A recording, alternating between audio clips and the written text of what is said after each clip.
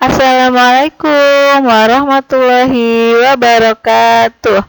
Kembali lagi bersama Bu Dita di pembelajaran tematik tema 4E Pahlawanku, subtema pertama pembelajaran 3 dan 4. Hari ini kita mulai pembelajaran tematik ke pembelajaran 3 dan 4. Sebelum memulai pembelajaran, mari secara bersama-sama kita membaca doa terlebih dahulu ya Kak. Yuk membaca doa, dimulai. Bismillahirrahmanirrahim. Rabbi zidni ilma warzuqni fahma. Ya Allah, tambahkanlah ilmuku dan berilah aku rizki pemahaman. Amin. Yuk kita siapkan buku tematiknya. Buka pembelajaran 3 di halaman 15 ya. Buka pembelajaran 3 halaman 15. Oke, kita bisa lanjut ke slide berikutnya. Nah, sebelum memulai pembelajaran, ada tujuan pembelajarannya terlebih dahulu. Yang pertama, PPKN mempelajari sila dan lambang sila keempat Pancasila. Kemudian, mempelajari nilai-nilai yang terkandung dalam sila keempat Pancasila. Pelajaran IPS mempelajari kerajaan-kerajaan yang bercorak Hindu di Nusantara. Kemudian ada bahasa Indonesia, mempelajari cara menentukan kata-kata yang tidak diketahui maknanya. Oke, sekarang kita buka Ayo Belajar halaman 16. Nah, kemarin kalian sudah mempelajari tentang sila-sila ya Kak. Sekarang lanjutannya. Ada sila keempat Pancasila. Lambangnya adalah kepala banteng. Bunyi sila keempat adalah kerakyatan yang dipimpin oleh hikmat kebijaksanaan dalam permusyawaratan atau perwakilan. Sila keempat dilambangkan dengan kepala banteng. Banteng merupakan hewan yang gemar berkumpul. Kemanapun pergi, banteng selalu berkelompok dengan pemimpinnya oleh seekor banteng pilihan. Hal tersebut sama halnya dengan musyawarah di mana orang-orang harus berkumpul untuk mendiskusikan sesuatu. Demi kepentingan bersama, bangsa Indonesia harus selalu satu tujuan, selalu bersepakat, serta mengutamakan kebersamaan. Bangsa yang beragama menjunjung tinggi kemanusiaan dan selalu bersatu akan mudah menghadapi segala rintangan. Semua kesulitan diselesaikan dengan bermusyawarah. Keputusan yang didapat dari musyawarah dilaksanakan dengan tulus dan sungguh-sungguh. Ya, jadi ini merupakan sila keempat. Lambangnya adalah kepala banteng, maknanya tadi sudah Ibu bacakan, dan yang berbunyi kerakyatan yang dipimpin oleh hikmat kebijaksanaan dalam permusyawaratan atau perwakilan. Sekarang kita siap-siap ke halaman 17 ya Kak, ayo belajar. Masih tentang sila keempat ya Kak. Sila keempat mengandung 4 nilai. Yang pertama, tidak memaksakan kehendak kepada orang lain. Yang kedua, mengutamakan musyawarah dalam mengambil keputusan untuk kepentingan bersama. Yang ketiga, dalam musyawarah diutamakan kepentingan bersama di atas kepentingan pribadi dan golongan. Yang keempat, menghormati dan menjunjung tinggi setiap keputusan yang dicapai dari hasil musyawarah. Nah, sekarang baru kita mulai ke Ayo Belajar halaman 17, 18, 19, dan 20. Sekarang buka dulu di halaman 17.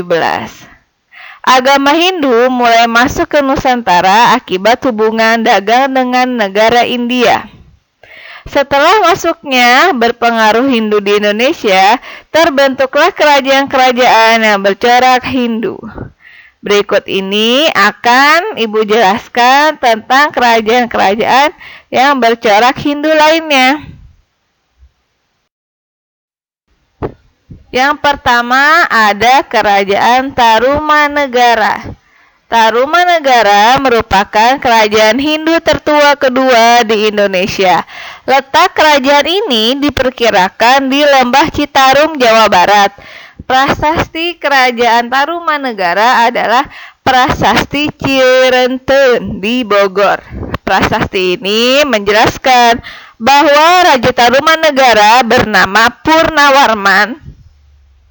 Yang dilakukan Raja Purnawarman antara lain sebagai berikut. Yang pertama, membangun Sungai Gomati sepanjang 12 km untuk pengairan dan mencegah banjir.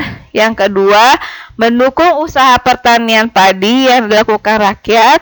Yang ketiga, memberi hadiah 1000 lembu kepada Brahmana sebagai tanda keberhasilan Raja Purnawarman membangun sungai-sungai, ya. Kalian boleh buka halaman 18. Halaman 18. Yang kedua ada Kerajaan Mataram kuno.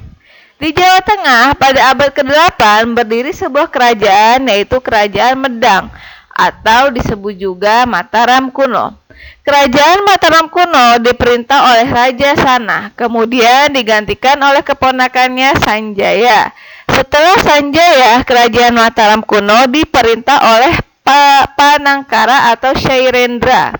Pada masa ini, agama Hindu dan Buddha berkembang bersama di Kerajaan Mataram kuno. Nah, contoh peninggalan Mataram kuno adalah Candi Roro Jongrang. Nah, kalian bisa lihat Candi Roro Jongrang ada di sebelah kanan kalian. Tuh, itu merupakan peninggalan Kerajaan Mataram kuno. Yang ketiga ada Kerajaan Kediri. Kerajaan Kediri merupakan lanjutan dari Kerajaan Kahuripan yang dipimpin oleh Raja Airlangga. Kerajaan Kediri terletak di tepi Sungai Brantas, Jawa Timur. Kerajaan Kediri mencapai masa keemasan pada masa pemerintahan Raja Sri Janbahya.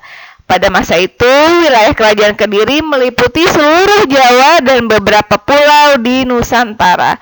Dulu, Indonesia ini belum disebut Indonesia, tetapi masih disebutnya dengan kata Nusantara.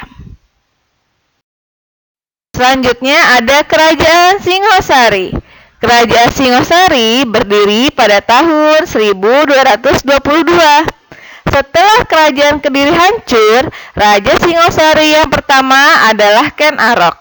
Kerajaan Singosari mengalami kejayaan di bawah pimpinan Raja Kertanegara. Kertanegara dikenal sebagai raja yang memiliki kecakapan dalam memimpin. Rakyat pada masa kepemimpinan Kertanegara hidup aman dan sejahtera.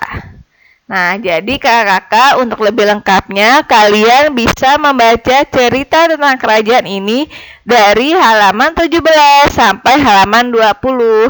Dibaca ya kak, jangan lupa.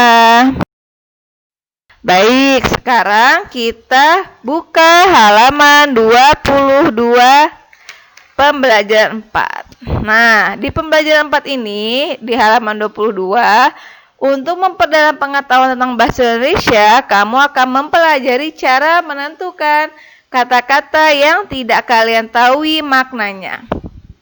Baca dan pahamilah penjelasan berikut. Nah, ini kak. Bila kata-kata yang tidak diketahui artinya menggunakan imbuhan, maka tentukan dahulu kata dasar dari kata-kata berimbuhan tersebut. Seperti contoh berikut. Kata keamanan, keamanan. Ada imbuhannya ke dan yang di belakang an. Berasal dari kata dasar aman. Kemudian kata pembayaran. Berasal dari kata dasar bayar. Kata bertujuan berasal dari kata dasar tuju.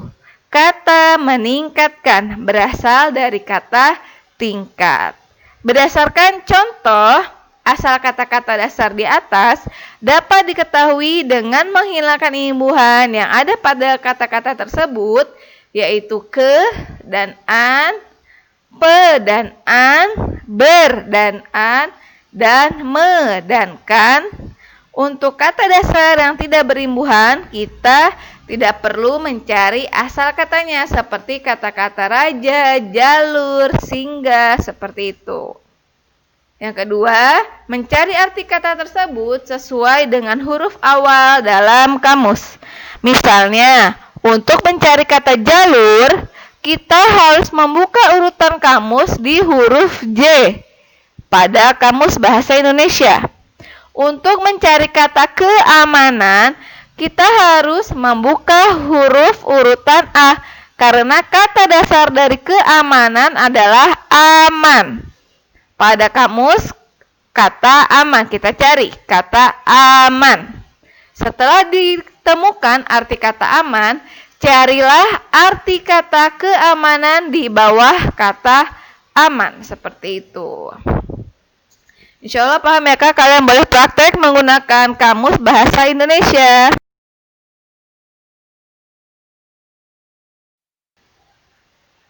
Baiklah, sekarang masuk ke tugas tematik pembelajaran 3 dan 4. Tugas kalian ada di halaman 23. Mencari makna kata-kata yang ada di dalam tabel. Jadi kalian cari kata-katanya bercorak memiliki makna apa. Kemudian kalian buatlah kalimatnya. Boleh mengerjakan di buku paket, boleh mengerjakan di buku tulis. Setelah selesai, kalian boleh melaporkan berupa foto dan dikirimkan ke wali kelas kalian. Contohnya bercorak, bukan si contoh 1 ya. Contoh kata bercorak. Makna kata artinya yang sudah Ibu cari adalah corak. Kalimatnya kalian bisa membuatnya sendiri. Kemudian kalian nanti cari armada. Makna katanya apa armada?